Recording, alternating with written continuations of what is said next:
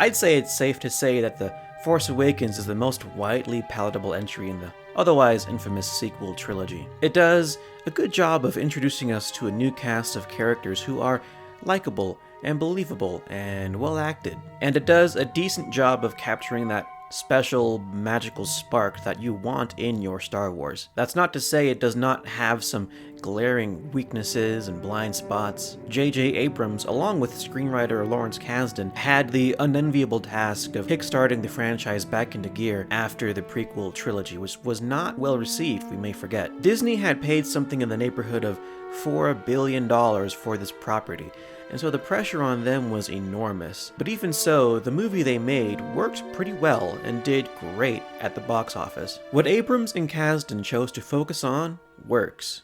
What they didn't stands out like a sore lens flare, and that's caused some folks to call J.J. Abrams a bad director, big storytelling aspects he chooses to ignore. Now, my stock in J.J. Abrams as a director may have lowered drastically since his initial high coming off of 2009 Star Trek, but I'd be the first to say he's absurdly far from being a bad director. Bad directors don't get movies made, especially his movies. So why do I say that when by and large I don't click with him as a director? I say it because he has a firm grasp on the craft.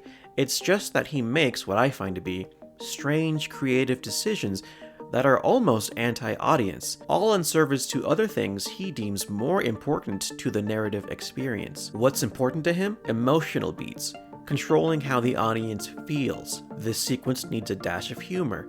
This one needs a positive emotional release, and this one needs some goosebumps. And that kind of thing makes for an astounding first watch through. I watched episode 7 5 times in theaters for a reason. Most people, even the critical ones, commented that The Force Awakens felt like Star Wars, whatever that means. Abrams' style is not without merit. You can argue he made Star Trek cool again, and Super 8 was Stranger Things before there was Stranger Things. And who knows if the Mission Impossible franchise would have gotten as far as it has if not for his Mission Impossible 3, so he knows what he's doing. What does Abrams not concern himself with?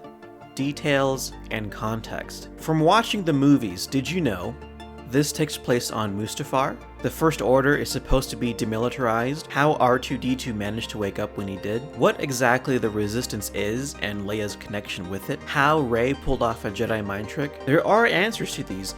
They're just not in the movies. He's provided them in interviews, and they're kind of important to an audience. It's not like he hasn't thought of it. He just expects the viewer to not care, and instead be swept away with the feeling of it. Speaking for myself, The Force Awakens, like a lot of his films, don't feel like it's trying the best at narrative. For contrast, the prequels shot for the moon, but missed the mark in some ways, whether it was the dialogue, the acting, or whatever. The Force Awakens shot for a third story window, but nailed it. Now that's pretty reductive coming from a faceless guy on YouTube who's never been on a film set, but I have plenty of experience as an audience member, and I know how a film leaves me feeling. And I feel like The Force Awakens could have been a more spectacular effort had different choices been made. So, like my video on Attack of the Clones, I want to see how much better I can make the film flow with as few notes as possible. Let's try and see how non-invasive we can be here. My first note has to do with the opening crawl. Luke Skywalker has vanished.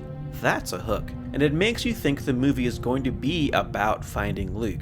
Maybe there's some mystery to unravel or trail to follow. But the film quickly becomes not about that. Like, the map to him is still a factor, but it's not the centerpiece. In fact, the climax of the film has nothing to do with Luke at all. It's about Starkiller Base. Ideally, the opening crawl should give the film focus, frame the story for the audience. The one for Force Awakens tells us Luke will be a focus, takes a detour for a long time, and then gets back to it at the very end, with a couple moments of, oh yeah, don't forget the map is still a thing. You've seen it. Contrast that with A New Hope. The opening crawl tells us the Death Star and the Death Star plans are a big deal. The story is propelled by delivering those plans to the rebels. The stakes are raised by the Death Star when it destroys Alderaan. A big chunk of the movie, with real consequences, takes place on the station. It's impossible to forget about it because that's what the story is about. Now, to avoid this problem, I'd change the nature of Starkiller Base altogether. We'd had enough planet killers by this point already. There's no need to add another one. As crazy as it sounds, weapons that destroy worlds have diminishing returns. The first time, it's cool. The second, it's a great backdrop to a more personal conflict. The third, it's more of the same. And the fourth time, it's a choke. This seems to be a problem with how J.J. Abrams handles stakes. Just make it bigger. No, really. But that's how things end up feeling devoid of emotional stakes because we've been there and done that. Spectacle does not equal spectacular. To that end, I'd reform Starkiller Base into a simple base. No planet-killing laser cannon. Instead of the final battle being another race against time to bomb the thing before it bombs you, I'd make it about the map to Skywalker. The First Order has it, and are preparing to launch a killing force to take him out. If they leave, there will be no catching them or following them. The Resistance has to stop them before they leave, like an inverted homage to the Battle of Hoth. The battle provides the backdrop, while a strike team composed of Han, Chewie, Rey, Finn goes in to steal the map for themselves, and that's when Han gets Kylo'd, the others get the map, and then the big duel. Rather than the whole planet turning into a star, the Resistance destroys a lot of the First Order fleet, takes over the base, and leaves the First Order to regroup somewhere else. From there, Rey goes on to find Luke. Meanwhile, the Resistance combs through their new trove of First Order intel, finding terrifying information on the Supreme Leader, who is not the Snoke that we know now. Because again, Abrams' approach to how to raise the stakes is to literally go bigger. Imagine Emperor Palpatine, but 3 stories tall. It doesn't mean anything because he doesn't do anything and we know nothing about him. Snoke, as he is in The Force Awakens now, is not mysterious. He's boring. He's clearly supposed to feel like Palpatine, threatening and scary, but he ends up being a diluted copy. We've already seen the disfigured old Sith Lord, black robes and all. Besides, Palpatine was built up better back in the day. I have just received word that the Emperor has dissolved the Council permanently. He was mentioned as the Emperor in A New Hope and glimpsed briefly in Empire Strikes Back, but that glimpse was powerful because we saw how Darth Vader, himself a ruthless and scary villain, acted with so much deference to him, calling him master. So when we finally got to meet him up close and personal in Return of the Jedi, a foundation was already laid. Snoke? No context, no build-up. Felt like a 2-inch deep shorthand for big baddie. I have 2 solutions to this. One is more of a tweak, the other is kind of a swing for the fences. The first... Did you ever hear the tragedy of Darth Plagueis the Wise? Making him Palpatine's old master Darth Plagueis. He was basically said to be able to cheat death already, and could explain why he's not around during the original trilogy. He could have been regaining his strength, or Palpatine's demise released him somehow, or a spacefaring explorer could have accidentally brought about his return. Whatever. It would have been a good tie-in to the prequel trilogy and the saga as a whole, rather than just a cheap callback. The dark side of the Force is a pathway to many abilities some consider to be unnatural. He wouldn't be a towering hologram, instead choosing to be at Starkiller Base, live and in person. And as a curveball, he could even be captured at the end of the movie. His quarters would be filled with Sith artifacts. He'd have an unnatural quality to his movements. He'd be shockingly strong in the Force, but using it would cause him immense pain. And he'd be there when Kylo Ren kills Han Solo, tearing apart the bond between father and son in the worst way, because he knew where Palpatine, his former apprentice, went wrong in underestimating that bond. And the second solution, more of the swing for the fences one, would be this. George Lucas called Star Wars a family soap opera, so why not run with that? Instead of Supreme Leader Snoke, how about Supreme Leader Mara Jade? Talk about splitting the fandom. Actually, it probably would have been universally hated at the time, but knowing what we do now, getting Mara Jade into canon in any way sounds kind of nice. But thinking about it, it would give Luke more reason to run away. He lost his wife to the dark side. She destroyed his new Jedi Order, took her place at the head of a rising evil empire, and corrupted Ben Solo, his nephew, away from the light when he tried to stop her. Maybe Ben even faced her alongside a Skywalker cousin, and Mara Jade accidentally fatally wounded her own child, Luke's child, in the confrontation. Who wouldn't want to vanish after all that? Whether Plagueis or Mara Jade, the Supreme Leader would have more depth and history than Snoke does in the film now. Something else that needs more to do is the New Republic, tragically lost, hard won, and unceremoniously destroyed. The New Republic is the legacy of our heroes, Luke, Han, and Leia. We can't kill it off like an unlucky side character. In our version of The Force Awakens, Starkiller Base is not a planet killer anyway, so that wouldn't happen. As a side note, I always had a problem with the idea that the First Order could just take out a couple planets and suddenly the entire Republic is gone. That's kind of a gross oversimplification. It's like